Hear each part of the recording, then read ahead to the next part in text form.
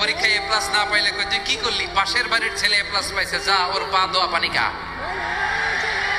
কি খা? আমি ভাবছি যে পা দোয়া এ প্লাস পাওয়া ছেলেদের পা দোয়া পানির একটা পানির ব্র্যান্ড বানাইতে হবে, এরকম লেখা থাকবে এ প্লাস পাওয়া ছেলেদের পা দোয়া পানি। খাওয়া নাই, এগুলার খাওয়া নাই। ওরে আল্লাহ এ প্লাস পাওয়ার জন্য বানাইছে, আর আপনার ছেলেকে এই এ প্লাস গুলারে নিয়ন্ত্রণ করার জন্য আল্লাহ বানাইছে। ওকে দিয়ে আল্লাহ কি করবে আপনি জানেনই না। একটা এ প্লাস, একটা এ গ্রেড একটা মানুষের জীবনকে ঠিক করে দিতে পারে না।